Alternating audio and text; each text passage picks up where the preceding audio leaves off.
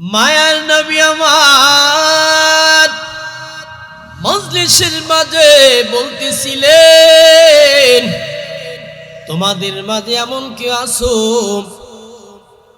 আজকে একজন বৃক্ষকে ভিক্ষা দিয়েছ। কোন সাহাবী দাঁড়ানোর পূর্বে হযরত আবু বকর দাঁড়ায় গেলেন। আবু বকর বলেন, নবী গো, আমি একজন বৃক্ষকে ভিক্ষা দিয়েছি। মায়ার নবী আমার বলতেছেন, তোমাদের মাঝে এমন কেউ আছো আজকে রোজা রেখেছো। অন্যান্য সাহাবী হাত তোলার পূর্বে আবু বকর বলতেছেন, নবী আমি রোজা রেখেছি। এরপরে নবী বলতেছেন, তোমাদের মাঝে এমন কেউ আছো আজকে একজন রোগীকে দেখতে গিয়েছ। সবাই হাত তোলার পূর্বে আবু বকর হাত তুলে বলতেছে, নবী আমি গিয়েছিলাম। এরপরে বলতেছে, তোমাদের মাঝে এমন কেউ আছো আজকে একজন জানাজায় অংশগ্রহণ করেছো। সাহাবীরা হাত তোলার পূর্বে আবু বকর হাত তুলে বলতেছেন, নবী আমি গিয়েছি। মায়ার নবী আমার আবু বকরকে ডেকে বলেন, আবু বকর রে, এই চারটা গুণ যেই মানুষের মাঝে পাওয়া যাবে ওই মানুষটা কখনো আল্লাহ তাআলা জাহান্নামে যাইতে পারে না, ওই মানুষটা আল্লাহ পাকের জান্নাতে চলে যাবে। ফাকুলতু আস্তাগফিরু রাব্বাকুম ইন্নাহু কানা গাফফারা। ও ইমানদার মুসলমান, আল্লাহর গোলাম, সকাল সন্ধ্যায় আস্তাগফিরুল্লাহ পাঠ করো। আল্লাহ তাআলাকে বলো, আরশের মালিক, জীবন ভর গুনাহ করেছি। গুনাহ করার পর তোমার রহমত থেকে আমাদেরকে দূরে সরাইয়া দিও না, আমাদের গুনাহ সমূহ মাফ করে দাও। লা তাকনাতু মির রাহমাতিল্লাহ, আল্লাহ তোমার রহমত থেকে আমাদেরকে দূরে সরাইয়া দিও না। একজন মার ছোট সন্তান যদি হারিয়ে যায়, মা বাবা সন্তান খোঁজার জন্য পাগল হয়ে যায়। এই মা বাবা সন্তান যখন ফিরে পায়, এই মা বাবা সন্তানের উপর খুশি হয়। সন্তান পাওয়ার পর মা বাবা যেমন খুশি হয়, আল্লাহ তাআলা বলে, ও দুনিয়ার গোলাম, আমার কোন বান্দা ইসলাম থেকে যখন দূরে চলে যায়, আবার তওবা করে আস্তাগফিরুল্লাহ পড়ে আবার দিনের পথে ফিরে আসে, ওই মা বাবা সন্তান পাওয়ার পর যেমন খুশি হয়, ওই মা বাবার চাইতে আমি আল্লাহ বেশি খুশি হইয়া যাই। জীবনে না করিলাম বন্দেগী, গুনাহ করে কাটাইলাম জিন্দেগি, গুনাহ করে কাটাইলাম জিন্দেগি। তওবা করি আবার তওবা ভাঙ্গিলাম, অবশেষে খাঁটি তওবা করিলাম, অবশেষে খাঁটি তওবা করিলাম। সকলেরই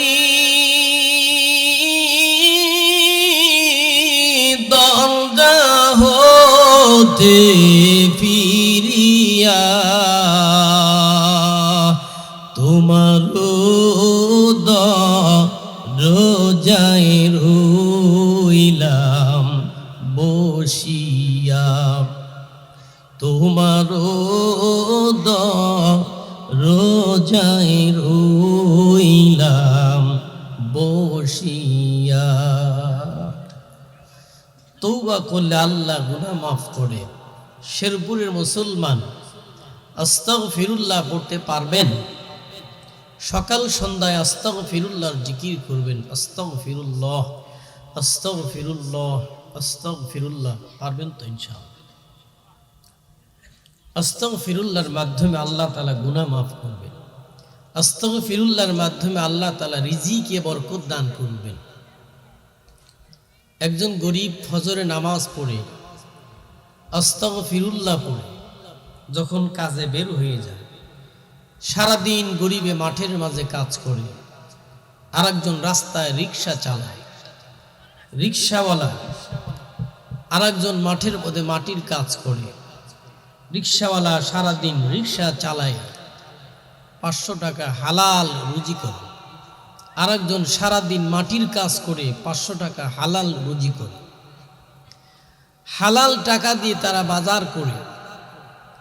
এই হালাল বাজার বাড়িতে নিয়ে বিবিকে বলে, বিবি এই যে নাও, সারাদিন যে অক্লান্ত পরিশ্রম করেছি, এই পরিশ্রমের ফসল এই যে হালাল বাজার নিয়ে আসছি, বাজার তুমি না, এটা তুমি রান্না করো, তুমিও খাও, আমিও খাই, সন্তানও খাবে। বিবি রান্না করবেন, বিবির হাতে রান্না, স্বামীও খাবে, সন্তান খাবে, বিবি সে নিজেও খাবে।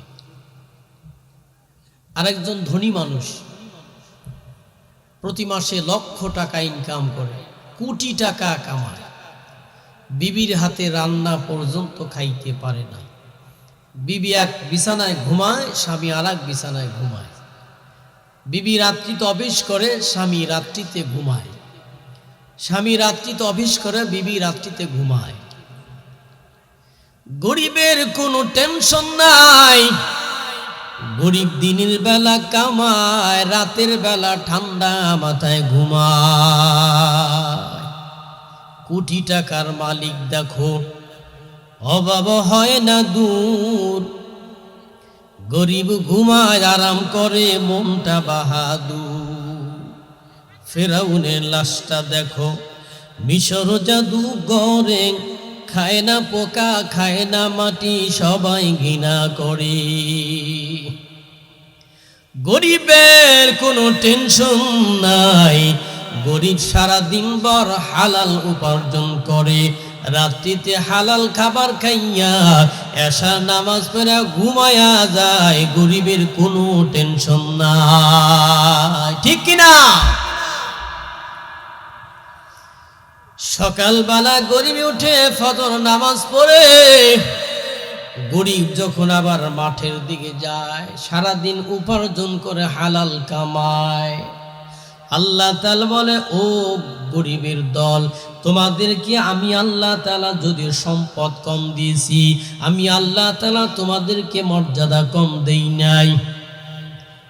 গরিবকে বলা হলো, গরিব তোমাদের মর্যাদা আমি আল্লাহ তাআলা বাড়ায় দিয়েছি। কিভাবে বাড়ায় দিয়েছি? ওই ধনীরা জান্নাতে যাবে, ধনীদের আগে তোমাদেরকে আগে জান্নাতে না হবে। কিয়ামতের ময়দানে হাসরের মাঠ যখন কায়েম হবে, মানুষগুলো যখন কাতারবদ্ধভাবে দাঁড়িয়ে যাবে, আল্লাহ তাআলা একদল মানুষকে ডেকে বলবেন, ওরে আল্লাহর গোলাম, আজকে ভালো করে শোনো, তোমার কাছে আমি একদিন গিয়েছিলাম কিছু অর্থের জন্য, আমি তো ভিক্ষুক ছিলাম, ওই সময় তুমি আমাকে সাহায্য করো নাই। ওই একদল মানুষ আল্লাহকে বলবে, বাবা তুমি কবে গরিব হইছিলা, তুমি আমার কাছে কবে টাকা চাইছো? আল্লাহ তাআলা বলবেন, তোমার কাছে একজন গরিব হাত পেতেছিল, গরিব কিছুই দাও নাই, সহযোগিতা করো নাই, ওইখানে আমি আল্লাহ তাআলা উপস্থিত ছিলাম। ওই গরিবকে সহযোগিতা করলে আমি আল্লাহ তাআলার ভালোবাসা পায় যাইতে। একদল মানুষকে আল্লাহ তাআলা ডেকে বলবেন, আমি তো অসুস্থ হয়েছিলাম, তুমি আমাকে দেখতে যাও নাই। আল্লাহ, তুমি আবার কোন দিন অসুস্থ হইলা? তোমার তো কোনো রোগ বালা হয় নাই।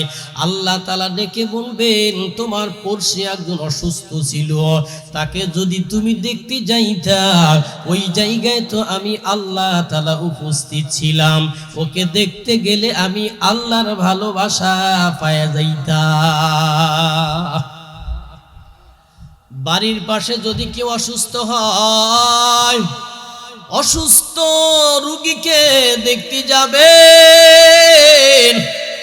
একজন রোগীকে একবার দেখতে গেলে আল্লাহ তাআলা আপনার আমল নামায় জান্নাতে একটা ঘর বানায় দিবি। রোগীর পাশে দাঁড়াইয়া রোগীর পাশে বলবেন, লা বাসা তুহুরুন ইনশাআল্লাহ, চিন্তা করিও না, আল্লাহ তাআলা তোমাকে সুস্থতা দান করবেন ইনশাআল্লাহ। এই কথা রোগীকে বলার পর রোগী মেডিসিন খাইয়া যদি 70% সুস্থ হয়, আপনার কথায় 30% সুস্থ হয়, এই রোগী পরিপূর্ণ সুস্থতা লাভ করতে পারে। পাশের বাড়ি কেউ যদি অসুস্থ হয় তাহলে দেখতে যাব তো ইনশাআল্লাহ। মায়ার নবী আমার মজলিসের মাঝে বলতেছিলেন, তোমাদের মাঝে এমন কেউ আছো আজকে একজন বৃক্ষকে ভিক্ষা দিয়েছ? কোন সাহাবী দাঁড়ানোর পূর্বে হযরত আবু বকর দাঁড়ায় গেলেন। আবু বকর বলেন, নবী গো, আমি একজন বৃক্ষকে ভিক্ষা দিয়েছি। মায়ার নবী আমার বলতেছেন, তোমাদের মাঝে এমন কেউ আছো আজকে রোজা রেখেছ? অন্যান্য সাহাবী হাত তোলার পূর্বে আবু বকর বলতেছেন, নবী আমি রোজা রেখেছি। এরপরে নবী বলতেছেন, তোমাদের মাঝে এমন কেউ আছো আজকে একজন রোগীকে দেখতে গিয়েছ? সবাই হাত তোলার পূর্বে আবু বকর হাত তুলে বলতেছে, নবী আমি গিয়েছিলাম। এরপরে বলতেছে, তোমাদের মাঝে এমন কেউ আছো আজকে একজন জানাজায় অংশগ্রহণ করেছো? সাহাবীরা হাত তোলার পূর্বে আবু বকর হাত তুলে বলতেছেন, নবী আমি গিয়েছি। মায়ার নবী আমার আবু বকরকে ডেকে বলেন, আবু বকর রে, এই 4টা গুণ যেই মানুষের মাঝে পাওয়া যাবে, ওই মানুষটা কখনো আল্লাহ তাআলা জাহান্নামে যাইতে পারে না, ওই মানুষটা আল্লাহ পাকের জান্নাতে চলে যাবে। আউলিয়ার আগার উকুবা ইখতিয়ার, জাহেলারা দারে দুনিয়া ইখতিয়ার, নইলে মোমেন সুয়ে মোমেন মিশাওয়া, নইলে কাফের সুয়ে কাফের মিশাওয়া। গুণ কয়টা? কয়টা গুণ? 4টা গুণের গুণান্বিত হতে হবে, পারবেননি? কয়টা গুণ? 1 নাম্বার বৃক্ষকে ভিক্ষা দেওয়া, 2 নাম্বার রোজা রাখা, 3 নাম্বার অসুস্থ মুরগিকে দেখতে যাওয়া, 4 নাম্বার পড়শি মারা গেলে জানাজা অংশগ্রহণ করা। পারবো ইনশাআল্লাহ? আল্লাহ তাআলা কবুল করো। বয়ান করতেছিলাম আস্তাগফিরুল্লাহ, সকাল সন্ধ্যায় আস্তাগফিরুল্লাহর আমল করলি আল্লাহ তাআলা মনের আশা পূর্ণ করবে। অনেকে অনেক কিছু আশা করেন, এই আশাটা যদি আপনি পূরণ করতে চান, সকাল সন্ধ্যায় আস্তাগফিরুল্লাহ পড়েন, আস্তাগফিরুল্লাহ পড়ে আল্লাহর কাছে দোয়া করেন, আল্লাহ তাআলা আপনার মনের আশা পূর্ণ করবেন। জামানার একজন ইমাম আহমদ বিন হাম্বলের জামানায় উনি যখন বৃদ্ধ হয়ে গেলেন, উনি সফর করার জন্য অনেক দূরে চলে গেলেন।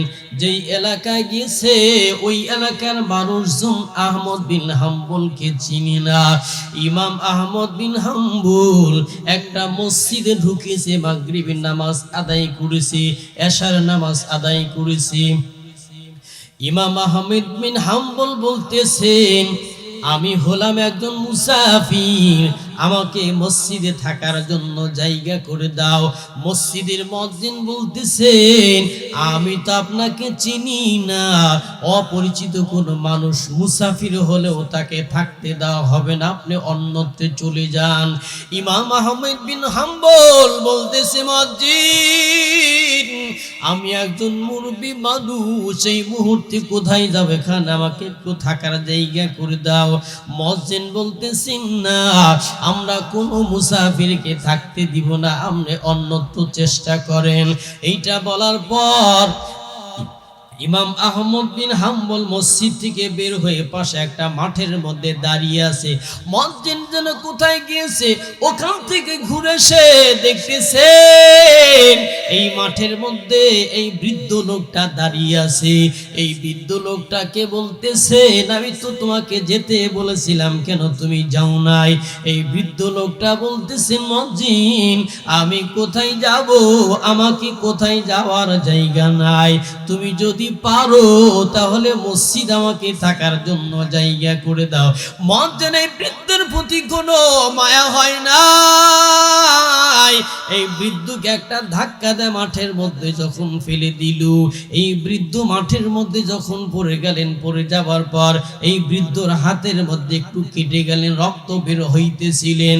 পাশে ছিলেন একটা রুটির দোকানদার, এই রুটির দোকানদার বড় মায়া হয়েছে, রুটির দোকানদার দৌড়ে চলে এসেছেন, দৌড়ে এসে ইমাম আহমদ বিন হাম্বলকে জড়ায়া ধরিয়া তাকে উঠাইলেন। উঠানোর পর বলতেছে, মুরব্বী বাবা, ওই যে পাশে আমার দোকান, চলুন আপনি আমার দোকানে চলুন।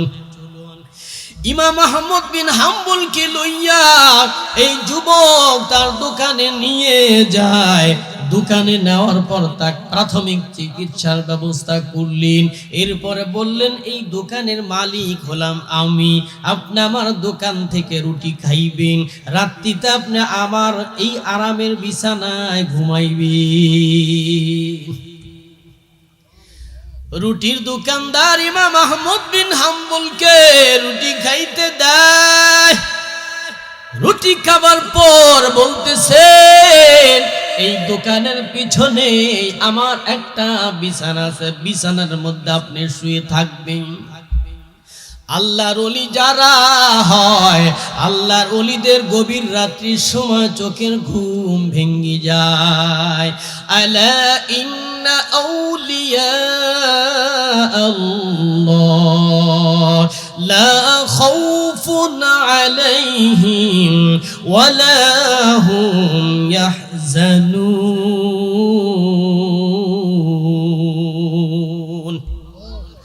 আল্লাহর ওলি যারা হয় তাদের কোনো ভয় নাই, তাদের কোনো চিন্তাও নাই।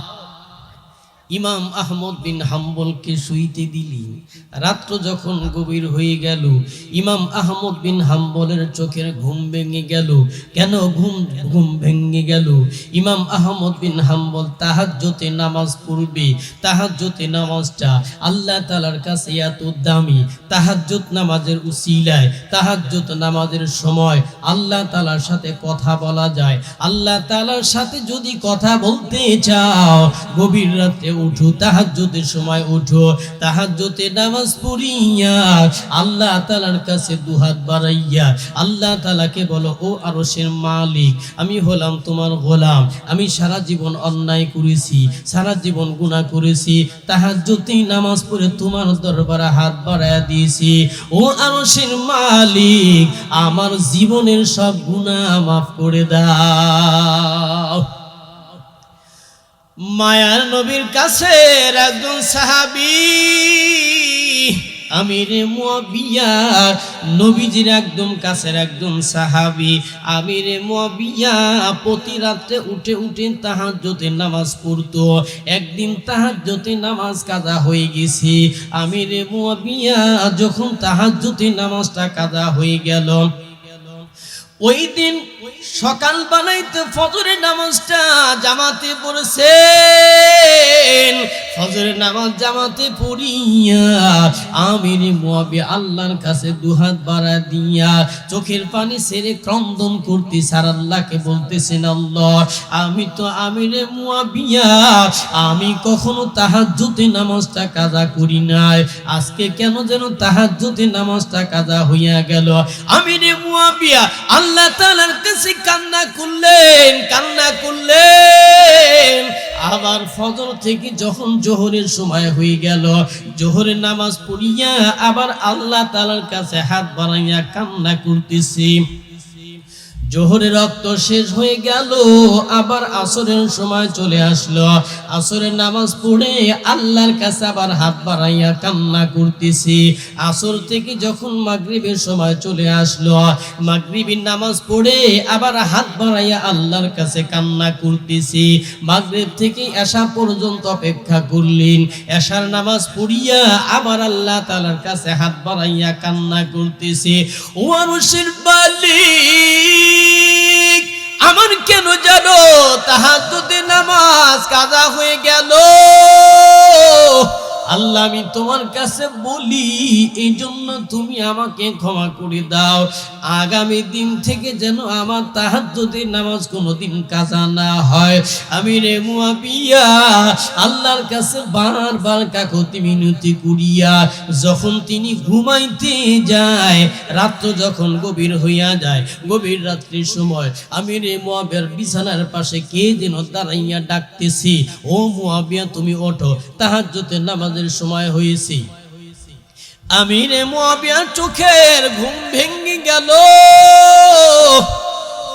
আমিরে মুয়াবিয়া বিছানা থেকে পাশে তাকায়া দেখতেছেন একটা যুবক পাশে দাঁড়াইয়া ডাকতেছে।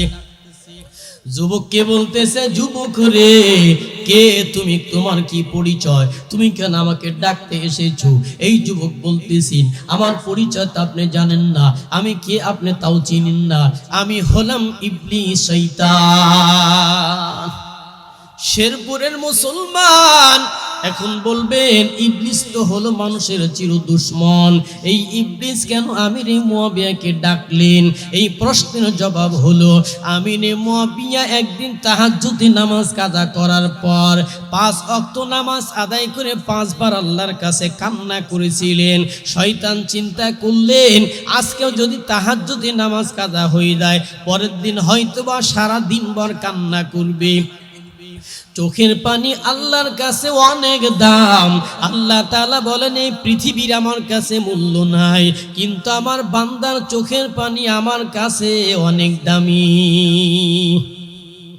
শয়তান বলতেছে, আমিরে মুয়াবিয়া আমি কেন তোমাকে ডাক দিয়েছি?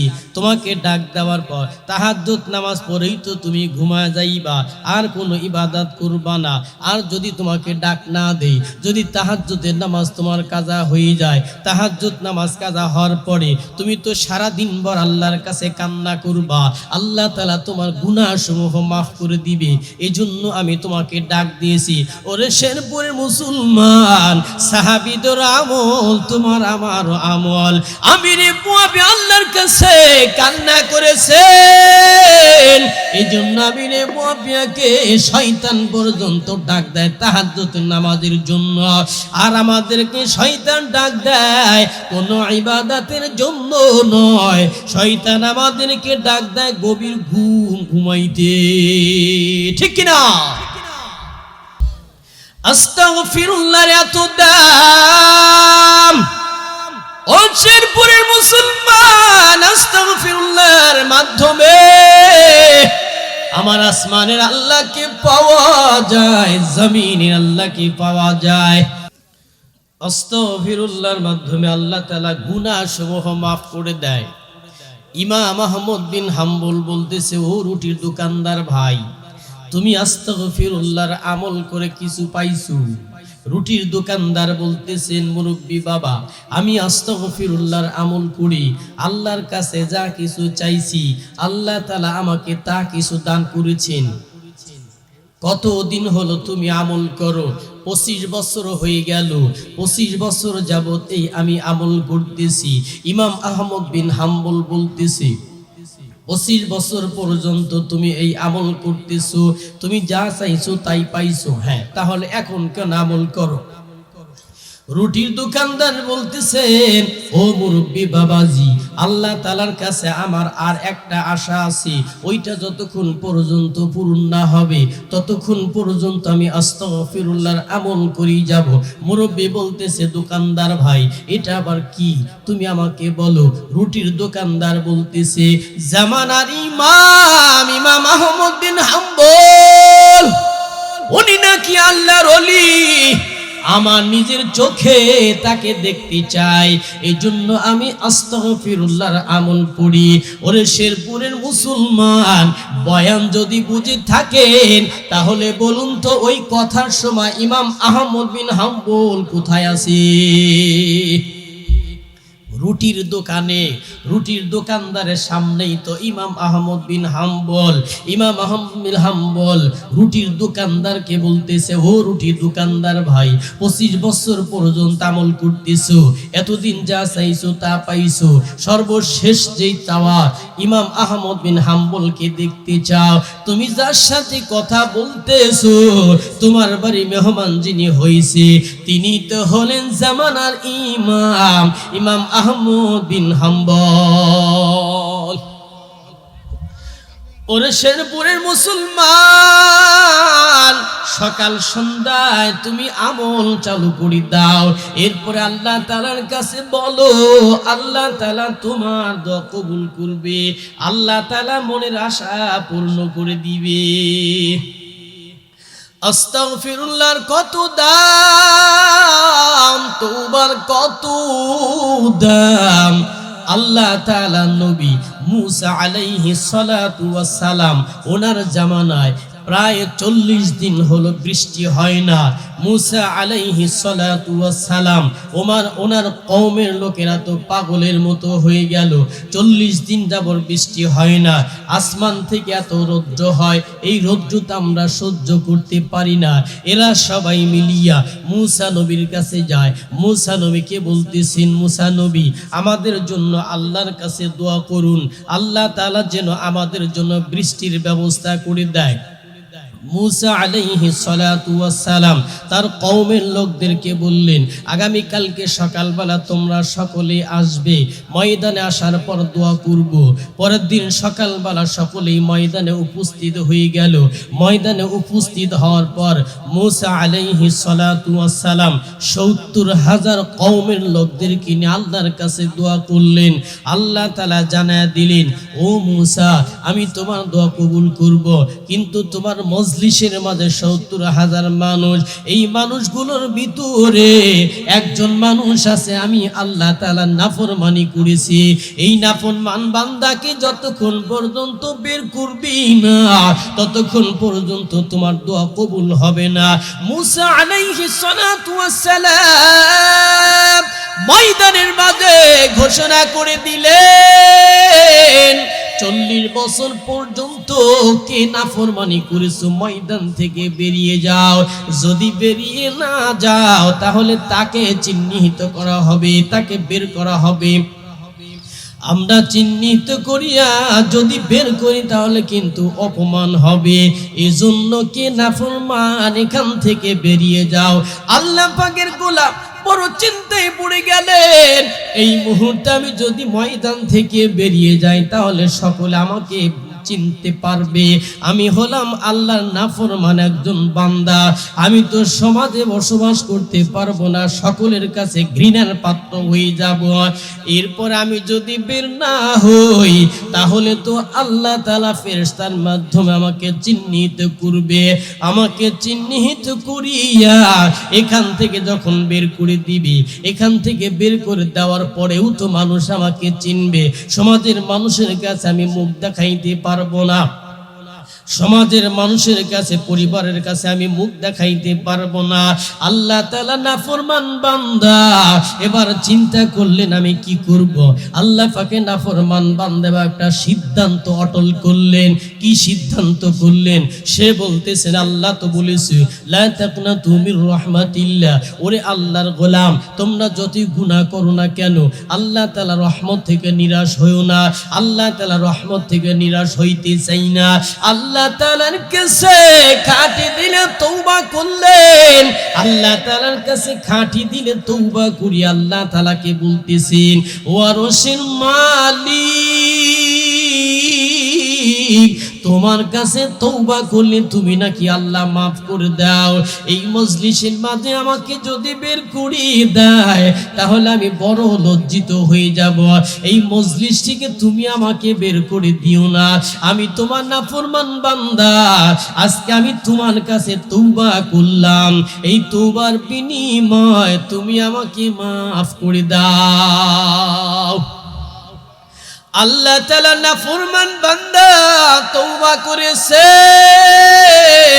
তওবা করার পরে আল্লাহ তাআলা বৃষ্টি দান করেছেন। বৃষ্টির পরে আল্লাহ তাআলাকে জিজ্ঞাসা করা হলো আল্লাহ এই মজলিস থেকে তোমার নাফরমান বান্দা তো বের হয় নাই, তাহলে তুমি কেন বৃষ্টি দান করলা? আল্লাহ তাআলা বলেন যে নাফরমান বান্দা 40 বছর পর্যন্ত নাফরমানি করে, এই নাফরমান বান্দা আমি আল্লাহ তাআলার কাছে খাঁটি দিলে তওবা করেছে।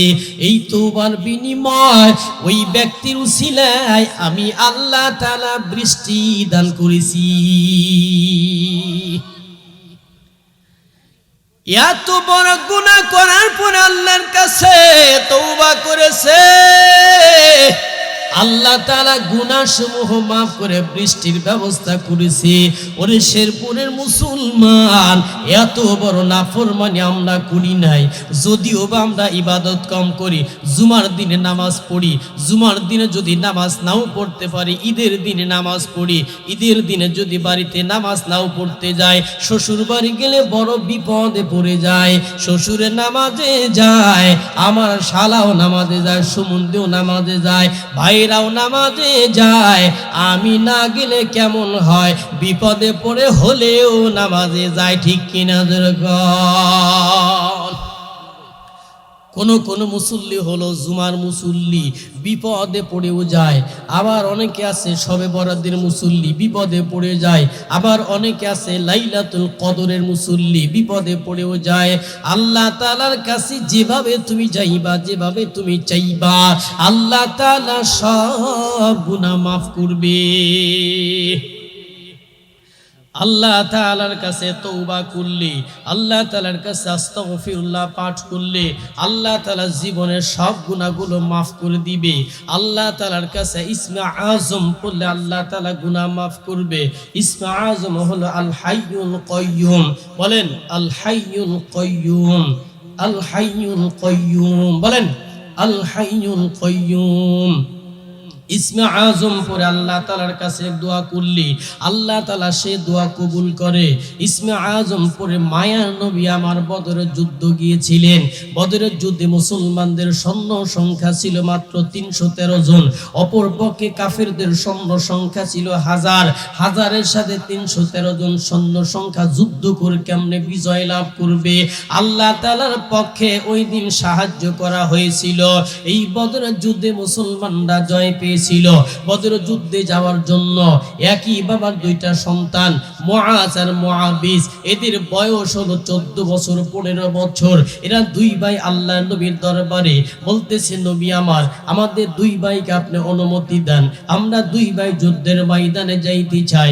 মায়ার নবী আমার ছোট ভাইকে বলতেছেন তুমি তো হলে একেবারে ছোট, তুমি তো যুদ্ধের ময়দানে গিয়ে তুমি তীর মারতে পারবে না, তরবারি মারতে পারবে না। ছোট ভাইটি বলতেছেন নবী আপনি আমাকে অনুমতি দেন, আমি যুদ্ধের ময়দানে যাইতে চাই।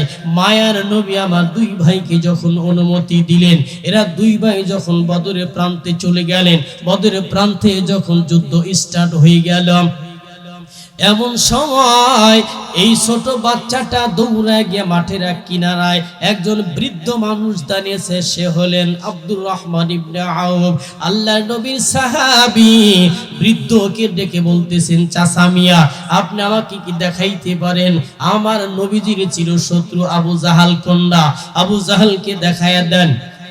আব্দুর রহমান ইবনে আউফ বলতেছেন, ওই যে মাঠের মধ্যে সবার মাঝখানে সাদা ঘোড়ার পিঠে যিনি বসা আছেন তিনি হলেন আবু জাহাল। এরা দুই ভাই আর দেরি করেন নাই, বাস পাখির মতো তরবারি লইয়া সামনে গেলেন। সামনে যাইয়া তরবারিটা পায়ের মাঝে যখন আঘাত করেছে, আবু জাহাল ঘোড়ার পিঠ থেকে জমিনে পড়ে গেছেন। আব্দুল্লাহ ইবনে মাসউদ এসে তাকে জবাই করেছেন। এরপরে দুই ভাই মিলা তাকে হত্যা করেছেন। দুই ভাই মিলে হত্যা করিয়া মায়ার নবীকে বলতেছেন, নবী আমার, আপনি তো বলেছিলেন আমাদেরকে যুদ্ধের ময়দানে আসতে দিবেন না। আমরা দুই ভাই যুদ্ধের ময়দানে এসে আপনার চিরশত্রু আবু জাহালকে হত্যা করেছি। এই যুদ্ধ যখন চলতেছে, যুদ্ধ চলতেছে, মায়ার নবী আমার এই যুদ্ধের ময়দান থেকে আসমানের দিকে তাকায়া দেখে, ওই আসমান থেকে আল্লাহ তাআলা হাজার হাজার ফেরেশতা বদরের প্রান্তে আসতেছি। বদরের প্রান্তে আল্লাহর নবীকে ফেরেশতা দ্বারা সহযোগিতা করেছেন। আল্লাহ তাআলার পক্ষে সাহায্য করবার পরে বদরের প্রান্তে মুসলমানরা জয় পেয়েছে। এক বছর যেতে না যেতে উহুদের প্রান্তে তারা আবার যুদ্ধের জন্য প্রস্তুত হয়ে গেল। মুসলমানদের সৈন্য সংখ্যা ছিল মাত্র 1000, অপরদিকে কাফের সৈন্য সংখ্যা হলো 3000। 3000 সৈন্যর সাথে 1000 সৈন্য সংখ্যা কিভাবে যুদ্ধ করবে? এরপরেও যখন উহুদের প্রান্তে যুদ্ধ শুরু হয়ে গেল, যুদ্ধ চলতেছে, এমনি সময় কে যেন খবর দিয়েছে, তোমরা কি শুনেছো মুহাম্মদকে হত্যা করেছে কুতিলা মুহাম্মদকে হত্যা করেছে। এই সংবাদ যখন দেওয়া হলো, সাহাবীরা পাগলের মতো হয়ে গেল। সাহাবীরা বলতেছেন, আমাদের নিজের জীবনের চাইতেও যেই নবীকে বেশি ভালোবাসি, এই নবীকে কে হত্যা করেছে? মায়ার নবী আমার, ওনাকে তালাশ করার জন্য সাহাবীরা উহুদের প্রান্তে তালাশ করতেছে। তালাশ করে করে মায়ার নবীজিকে কোথাও পাওয়া যায় না। উহুদের প্রান্তে একটা গর্ত ছিল, ওই গর্তের মাঝে নবী আমার পড়ে আছে। আমার নবীর মাথার মধ্যে লোহার কড়া ঢুকেছে। মায়ার নবী আমার লোহার কড়া অবস্থায় গর্তের মাঝে পড়ে আছে। ওখান থেকে মাথার থেকে নবীজির রক্তগুলো ঝরঝর করে পড়তেছেন। সাহাবীরা গিয়ে আমার নবীকে ওখান থেকে উঠাইলে ঝরঝর করে পড়তেছিল। এদিকে আমার নবীর একটা দাঁত মোবারক শহীদ করেছে, আমার নবীর একটা দাঁত মোবারক ভেঙেছে। মায়ার নবী আমার এই সংবাদ যখন চতুর্দিকে ছড়িয়ে গেল, দূর থেকে একজন সাহাবী দৌড়ে চলে আসতেছে, দূর থেকে মহিলা চলে আসতেছে। মহিলাটি বলতেছে, আমার নবী নাকি উহুদের প্রান্তে শহীদ হয়ে গেছে, আমার নবী নাকি দাঁত মোবারক শহীদ হয়ে গেছে, আমার নবী নাকি উহুদের প্রান্তে শহীদ হয়েছে, আমার নবী নাকি দাঁত মোবারক শহীদ হয়েছে। রাসূল আমার, আল্লাহর দোস্ত, আখিরি নবী, আমরা যে তার আদরের উম্মত হইয়া করলাম কি?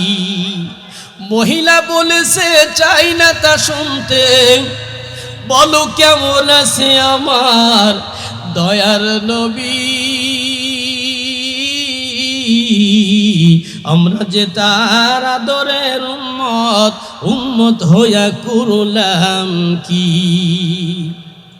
মহিলা বলেছে, চাই না তা শুনতে, বলো কেমন আছে আমার দয়ার নবী, আমরা যে তার মহাব্বতের উম্মত হইয়া করলাম কি? উহুদের প্রান্তে একজন মহিলা দৌড়ে চলে আসতেছি। ওই মহিলাকে বলা হলো, মহিলা তুমি উহুদের প্রান্তে দৌড়া চলে আসতেছ, উহুদের প্রান্তে তোমার স্বামীও তো শহীদ হয়ে গেছে। এই মহিলা বলতেছে আমার স্বামী শহীদ হয়েছে, আমার কোনো আফসোস নাই। আমি জানতে চাই আমার মায়ার নবীর অবস্থা কি। আমার মায়ার নবী উহুদের প্রান্তে এখন পর্যন্ত জীবিত আছে, কিন্তু নবীর অনেকগুলো সাহাবী উহুদের প্রান্তে শাহাদাত বরণ করেছে। মায়ার নবী আবার ঘোষণা করে দিলেন উহুদের প্রান্তে যারা শহীদ হয়েছে এই শহীদদের লাশগুলো বাছাই কর, এই শহীদদেরকে বিনা গোসলে কবর দি। কেন বিনা গোসলে কবর দিবি? কিয়ামতের ময়দানে এই শহীদরা রক্তমাখা অবস্থায় আল্লাহ তাআলার কাঠগড়ে দাঁড়ায় যাবে। আল্লাহ তাআলা বলবেন, ওরে শহীদ, তোমার শরীরে কেন রক্ত দেখা যায়? আল্লাহ তাআলা ডেকে বলবেন, কেন রক্ত দেখা যায়? বান্দা বলবেন, আল্লাহ তোমার জন্য দিন কায়েমের জন্য জিহাদের ময়দানে গিয়েছিলাম, কাফেরের আঘাতে শরীরটা রক্তাক্ত হয়ে গেছে, এই অবস্থায় তুমি আমাদেরকে কবর দিতে বলেছো, এই অবস্থায় তোমার দরবারে এসেছি। আল্লাহ তাআলা ডেকে বলবেন, শহীদ তোমাদের আর কোনো বিচার হবে না, আমি আল্লাহ তাআলা শহীদদেরকে জান্নাত দান করে দিলাম। বদরের উহুদের প্রান্তে মায়ার নবী আমার শহীদদের লাশগুলো যখন বাছাই করে রাখলেন, বিনা গোসলে কবর দিতে চাইলেন, এমনি সময় দূর থেকে একজন মহিলা দৌড়ে চলে আসতেছে আর বলতেছে, আমি শুনেছি শহীদদের নাকি বিনা গোসলে কবর দেওয়া হবে। মায়ার নবীকে ডেকে বলেন, নবী আমার, আপনি সবাইকে বিনা গোসলে কবর দেন, আমার স্বামী হানজালাকে বিনা গোসলে কবর দিবেন না। কেননা আমার স্বামী তখন পর্যন্ত ফরজ গোসল করে নাই, গেল রাত্রিতে আমাদের বিবাহ হয়ে গেছে, বাসর চন্দ্র হয়ে গেছে। এরপরে যখন আপনি উহুদের প্রান্তে যাওয়ার জন্য ডাক দিয়েছেন, আমার স্বামী গোসল করবার মতো সময় পাই নাই, আপনি ডাকে সাড়া দিয়ে উহুদের প্রান্তে শহীদ হয়ে গেছে।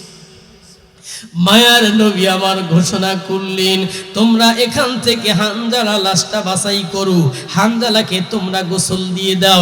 আল্লাহ তাআলা জানা দেয়, হাবিব, যেই হানজালা আমি আল্লাহ তাআলার জন্য জীবন দিয়েছে, ওই হানজালাকে দুনিয়ার সাধারণ পানি দিয়ে গোসল দিব না, ওই হানজালাকে আমি আল্লাহ তাআলা জান্নাতি পানি দিয়া গোসল দিব।